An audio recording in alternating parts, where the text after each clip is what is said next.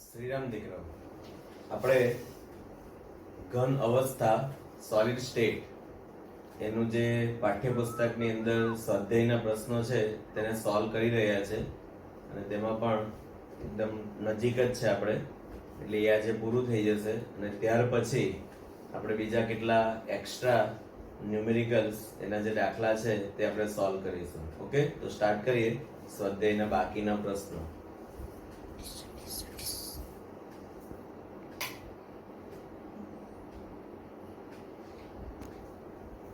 Aluminium ધાતુ સમઘનીય સંવૃત્ત સંકુલિત રચનામાં સ્ફટિકીકરણ પામે છે. તેની ધાત્વિય ત્રિજ્યા 125 પિકોમીટર છે. પહેલો સવાલ, એકમ કોષની ધારની લંબાઈ કેટલી? અને બીજો સવાલ, એલ્યુમિનિયમ 1 સેન્ટીમીટર ક્યુબ કદમાં કેટલા એકમ કોષ રહેલા છે? ચલો, ધારની લંબાઈ એટલે એ આપણે શોધવાનું છે. આપણને માહિતી શું આપી? તો પહેલા તો સમઘનીય સંવૃત્ત સંકુલિત રચના એટલે સીસીપી એટલે એફસીસી ને એમાં પરમાણુની સંખ્યા કેટલી? 4 થશે, એ આપણે થિયરીમાં આવડી ગયું. અને એની ત્રિજ્યા આપણને આપી દીધી, રેડિયસ 125 પિકોમીટર અને ધારની લંબાઈ, તો આપણી પાસે ત્રિજ્યા અને ધારની લંબાઈનો સંબંધ છે એફસીસી માટે 4r બરાબર √2a, તો a બરાબર 4/√2 √2r. હવે r ની વેલ્યુ આપણી પાસે છે તે આપણે અહીંયા મૂકી દીધી, તો અહીંયા 353.55 પિકોમીટર ધારની લંબાઈ આપણને મળી ગઈ. ઉપર લેજો.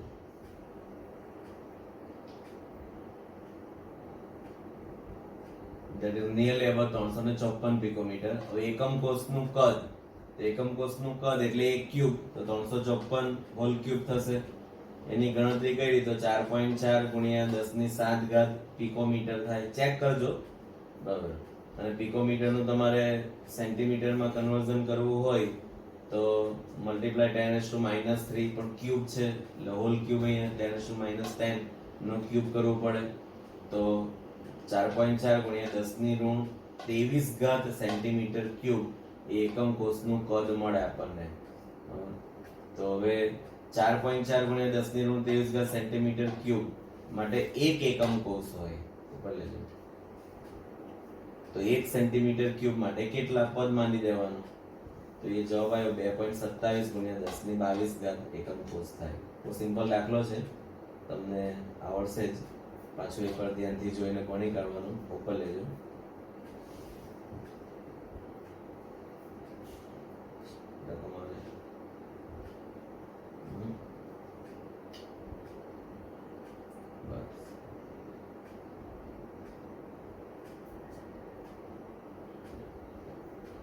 જો NaCl ને 10⁻³ મોલ પરસેન્ટેજ સોડિયમ ક્લોરાઇડ વડે ડોપ કરવામાં આવે તો NaCl ના સ્ફટિકમાં ધનાયન અવકાશની સાંદ્રતા શું હશે? આપણે અશુદ્ધિ ક્ષતિમાં શીખી ગયેલા કે જેટલા સોડિયમ વસ્તુ હોય તેટલી ક્ષતિ, તેટલી જગ્યા, તેટલો અવકાશ વેકેન્સી એની અંદર જોવા મળે. એટલે આપણા દાખલામાં સોડિયમ વસ્તુ કેટલા દાખલ થયા તેની સંખ્યા શોધી કાઢવી પડે. તો NaCl માં 10⁻³ મોલ, અહીં બરાબર વંચાતું નથી, પરસેન્ટેજ સોડિયમ ક્લોરાઇડ ઉમેરતા એવું કીધું. NaCl માં સોડિયમ ક્લોરાઇડ ઉમેરતા દરેક સોડિયમ વસ્તુ દ્વારા 2 Na+ વિસ્થાપિત થાય. આ થિયોરેટિકલ માહિતી જે આપણે શીખેલા તે, જેમાં 2 પૈકી એક સ્થાન પર સોડિયમ વસ્તુ ગોઠવાય, જ્યારે બીજું સ્થાન ખાલી રહેતા ત્યાં જ એક છિદ્ર રચાય છે. 10⁻³ મોલ પરસન્ટ સોડિયમ ક્લોરાઇડ ને મોલ સંખ્યામાં દર્શાવતા, તો મોલમાં દર્શાવવું હોય તો 10⁻³ ડિવાઇડ બાય 100 કરવું પડે, પરસેન્ટેજ છે એટલા માટે. તો એ આવ્યા સોડિયમ વસ્તુ કેટલા? તો 10⁻5 મોલ થાય. હવે 1 મોલ સોડિયમ વસ્તુ દ્વારા 1 મોલ ધનાયનિક છિદ્ર, તો 10⁻5 મોલ સોડિયમ વસ્તુ હોય તો ધનાયનિક છિદ્ર જે છે તે પણ 10⁻5 મોલ થશે. આપણે એની સંખ્યા શોધવી હોય તો આપણી પાસે સૂત્ર છે મોલ ગુણ્યા એવોગેડ્રો નંબર, એટલે મોલ ગુણ્યા એવોગેડ્રો કરો તો જવાબ આવ્યો 6.022 ગુણ્યા 10⁻18, એટલે આટલા છિદ્રો 1 મોલ દીઠ એની અંદર રચાય. એટલે એના અવકાશ કહેવાય એમ. એટલે એની જે ક્ષતિ છે, ખાલી જગ્યા કેટલી, તો એ પણ આટલી જ થશે. તો 6.022 × 10⁻18 છિદ્ર પ્રતિ મોલ એવો આપણો જવાબ આવે. બરાબર. અહીંયા કેટલાક શબ્દો આપણને કીધા છે તો આપણે દીકરો શીખી ગયા છે એટલે આપણે આગળ જવા દઈએ. ભલે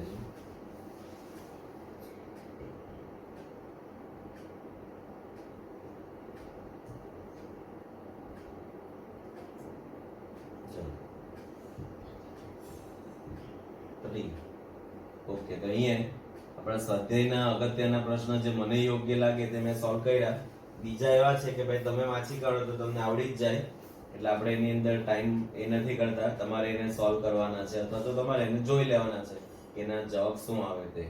હવે આપણે બીજા એક્સ્ટ્રા જે દાખલા છે તેની પર આગળ વધવાનું છે.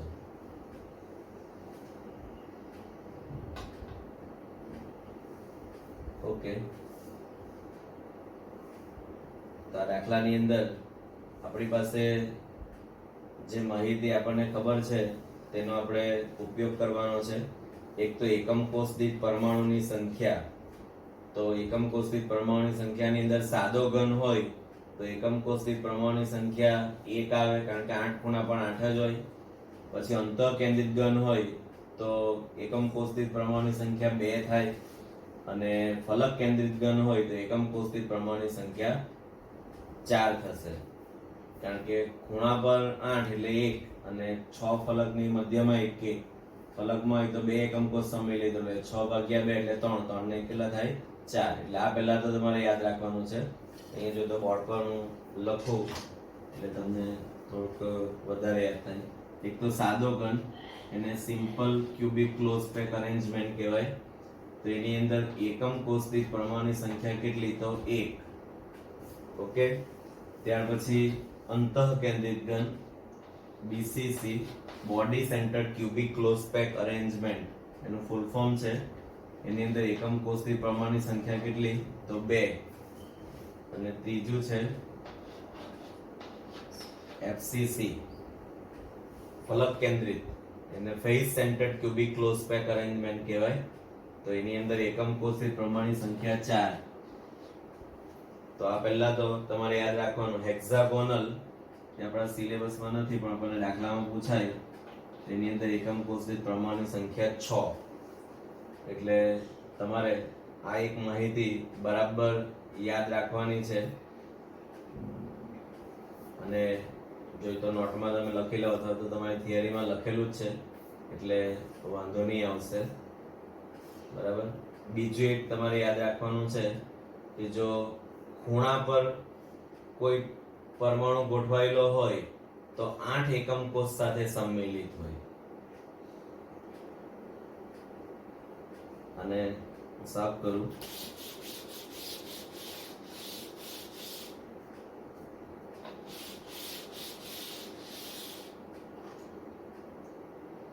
એને પણ લખી દઉં.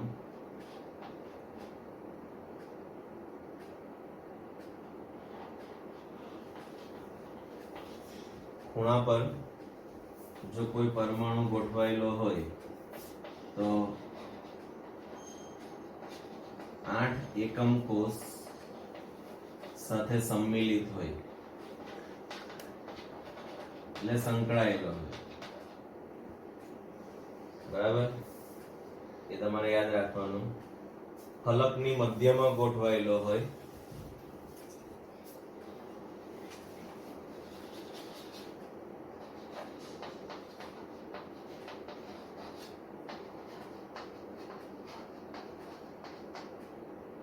તો 2 એકમ કોષ સાથે સમ્મિલિત હોય.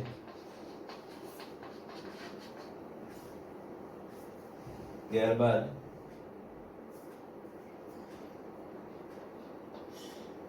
જો કોઈ પરમાણુ ધાર પર ગોઠવાયેલો હોય તો એ 4 એકમ કોષ સાથે સમ્મિલિત હોય અને જો ઘનની મધ્યમાં હોય તો એક પણ એકમ કોષ સાથે સમ્મિલિત નથી, પોતે એકલો જ.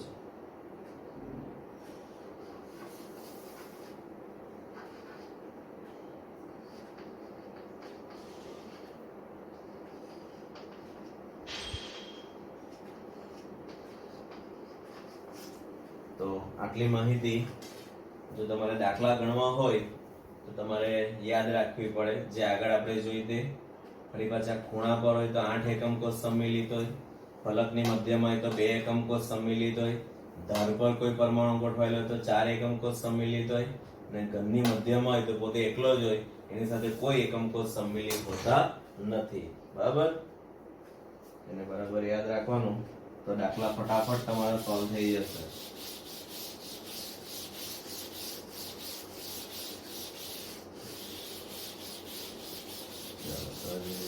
દાખલાની શરૂઆત કરીએ.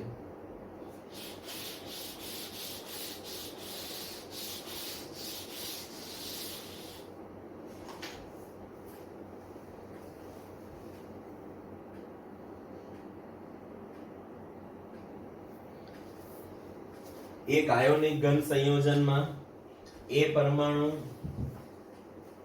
ઘનના ખૂણા પર અને બી પરમાણુ ફલકના કેન્દ્રમાં ગોઠવાયેલા છે, તો આપણે એનું સૂત્ર નક્કી કરવાનું છે. એકલા નાટલું કરા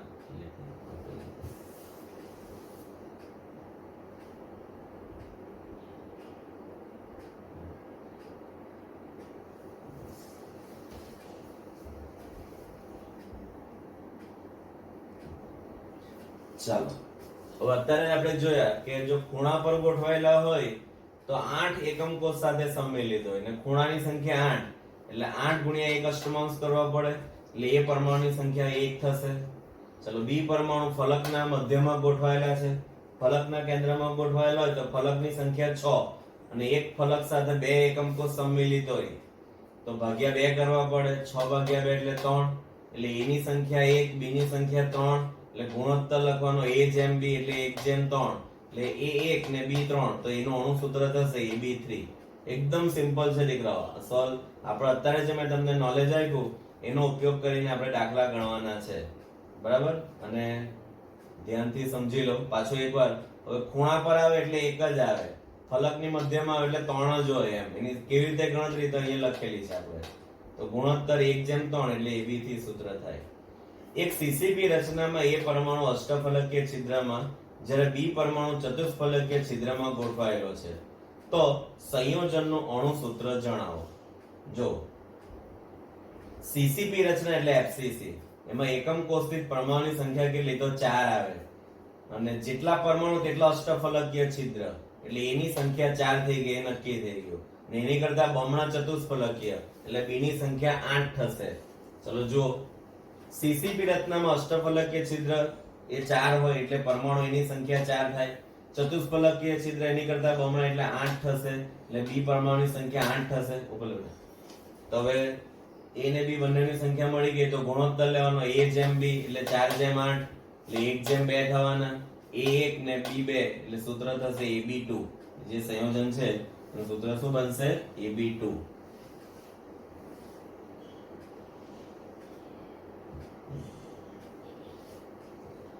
એક આયોનિક ઓક્સાઇડમાં ઋણ આયન HCP ગોઠવણી ધરાવે, જ્યારે ધન આયન અષ્ટફલકીય છિદ્રનો 2/3 ભાગ ધરાવે, તો તે ઓક્સાઇડનું સૂત્ર જણાવો. હવે અત્યારે મેં તમને કીધું કે હેક્સાગોનલ હોય તો એકમ કોષ દીઠ પરમાણુની સંખ્યા 6 થાય. તો એ કીધું કે ઋણ આયન ઓક્સાઇડ એટલે O, ઓક્સિજન પરમાણુની સંખ્યા 6. ધન આયન વિશે એવું કીધું કે અષ્ટફલકીય છિદ્રનો 2/3 ભાગ ધરાવે, તો જેટલા પરમાણુ તેટલા અષ્ટફલકીય છિદ્ર, તો અષ્ટફલકીય છિદ્ર કેટલા થવાના? 6, ને તેના 2/3 ભાગ ધન આયન ધરાવે, એટલે 6 ના 2/3 એટલે 3 દુ 6, 2 દુ 4, એટલે એની સંખ્યા 4 આવી. હવે આપણને ધન આયન 4 અને ઓક્સિજન ઓક્સાઇડ કીધું એટલે ઋણ આયન O થશે એ 6, 4 જેમ 6 એટલે 2 જેમ 3, તો M2 ને O3 એટલે સૂત્ર બનશે M2O3. ખ્યાલ આવે છે નીકળો? ગુડ. સ્ફટિક જાળી રચનામાં CNIN સીસીપી રચના ધરાવે છે. રકમ વાંચતા જવાનું એટલે આવડી જ જાય. સીસીપી રચના ધરાવે, ચલો એટલે એની સંખ્યા 4. કેટાયન A 50% સમચતુષ્ફલકીય છિદ્ર અને કેટાયન B 50% અષ્ટફલકીય છિદ્રના ભાગમાં ગોઠવાયેલા છે, તો એ સંયોજનનું સૂત્ર જણાવો. હવે ધનાયન વિશે કીધું કે ચતુષ્ફલકીય છિદ્ર પણ 50%, તો 4 ના ડબલ કરો તો 8 ને 8 ના પાછા અડધા કરવા પડે એટલે એ 4 થવાના. a ની સંખ્યા 4 થઈ ગઈ. ચલો કેટાયન બી 50% અષ્ટફલકીય છિદ્ર. અષ્ટફલકીય એટલે પરમાણુ તો 4, 4 ના અડધા એટલે 2, એટલે b ની સંખ્યા કેટલી થવાની? 2 થવાની. ઓકે, ને c ની સંખ્યા તો 4 છે જ. ચલો એટલે આપણને a b c ત્રણની સંખ્યા મળી ગઈ, તે લખી દીધી. બરાબર. ccp એટલે c ની સંખ્યા 4. a સમચતુષ્ફલકીય છિદ્રના 50% એટલે 8 ના અડધા એટલે 4. b અષ્ટફલકીય છિદ્રના 50% એટલે 4 ના અડધા એટલે 2. હવે ગુણોત્તર a/b/c 4/2/4 એટલે 2/1/2. તો સૂત્ર a2bc2 a2bc2 એ આપણો જવાબ થશે. બરાબર. એક આયોનિક ક્યુબિક ઘનમાં પરમાણુ q ઘનના ખૂણા પર જ્યારે p ઘનના મધ્યમાં ગોઠવાયેલા છે તો સંયોજનનું સૂત્ર અને સવર્ગાંક જણાવો. ચલો, પરમાણુ q ઘનના ખૂણા પર છે. ખૂણા પર હોય એટલે એની સંખ્યા એક જ થવાની, એટલે p ની સંખ્યા q ની સંખ્યા 1 થશે. p ઘનની મધ્યમાં છે, મધ્યમાં એટલે કોઈ એકમ કોષ સાથે સંમિલિત નથી એટલે તેની સંખ્યા બી 1 થશે. એટલે p ને q 1/1 એટલે pq સૂત્ર થશે. અને આવી જે રચના ગોઠવણી શેમાં હોય તો એ BCC માં હોય, અંતઃકેન્દ્રિત ઘનમાં હોય. અને અંતઃકેન્દ્રિત ઘન હોય તો એની અંદર સવર્ગાંક કેટલો થાય? 8 આવે, કારણ કે એક પરમાણુ મધ્યમાં એની ઉપર 4 ને નીચે 4 એટલે 4 પરમાણુ દ્વારા એક પરમાણુ ઘેરાયેલો હોય એટલે એને સવર્ગાંક કહેવાય. તેનો સવર્ગાંક 8 થશે. ઓક્સાઇડ આયન SCP રચનામાં છે જ્યારે 3 માંથી 2 અષ્ટફલકીય છિદ્રમાં ધનાયન ગોઠવાયેલા છે તો સૂત્ર જણાવો. તો આપણે ઉપર દાખલો જોઈ ગયા, તે સેમ જ છે. ઉપર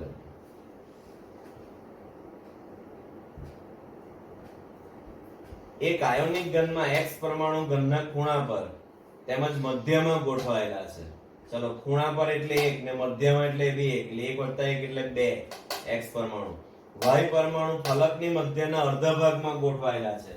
ફલકની મધ્યમાં એટલે 6, તેના અર્ધ ભાગમાં એટલે 3 અને ફલકમાં ગોઠવાયેલા તો /2 કરવું પડે એટલે 3/2 થશે. એટલે y પરમાણુની સંખ્યા 3/2 થઈ. ચલો હવે ગુણોત્તર x/y એટલે 2/3 3/2 આ બે બાબત આવી જશે એટલે 4/3 થવાના. એટલે x 4 ને y 3 એટલે સૂત્ર થશે x4 y3. જો પાછું એકવાર સમજાવું, x પરમાણુ ઘનના ખૂણા પર છે એટલે 1 અને ઘનની મધ્યમાં હો છે એટલે 1 + 1 એટલે 2. y પરમાણુ ફલકની મધ્યના અડધા ભાગમાં ગોઠવાયેલા છે. ફલક કેટલા? 6 બરાબર, તેના અડધા ભાગમાં એટલે કેટલા? 3 અને ફલકમાં ગોઠવાયેલા હોય તો બે એકમ કોષ સાથે સંમિલિત એટલે /2 કરવા પડે એટલે y પરમાણુની સંખ્યા 3/2 થઈ. બસ પછી ગુણોત્તર લઈ લો એટલે જવાબ આવી જશે. બરાબર, સમજાય છે ને દીકરાઓ તમને બરાબર?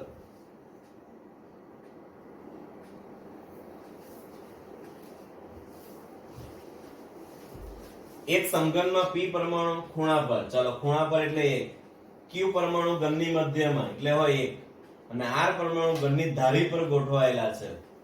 હવે ધાર પર ગોઠવાયેલા હોય તો મેં કીધું કે 4 એકમ કોષ સાથે સંમિલિત હોય અને ધારની સંખ્યા 12 તો અણુ સૂત્ર શોધો. p સંખ્યા 1, q ની સંખ્યા 1 અને r પરમાણુ ધારી પર છે, ધારની સંખ્યા 12 12/4 કરવા પડે એટલે 12/4 એટલે 3 એટલે 1/1/3 એટલે pqr3 એવો આપણો જવાબ આવશે. બરાબર. તો આ રીતે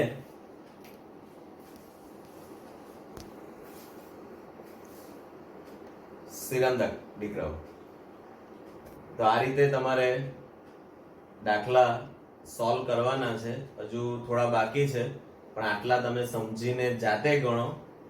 એકવાર જોઈને સમજો, પછી શું કરવાનું? રકમ લખી કરવાની ને પછી જાતે વિચારવાનું, જાતે બધા સ્ટેપ લખવાના. કારણ કે આ તો મેં તમને સમજાવ્યા એટલે સમજ પડી જાય એટલે આપણું ડોકું ધૂણિયા જ કરે, હા થયા જ કરે. પછી જાતે રકમ લખીને તમને આવડે કે નહીં તે જુઓ. બરાબર. તો આટલું આજે ઘરે સોલ્વ કરો. શ્રીરામ દીકરાઓ.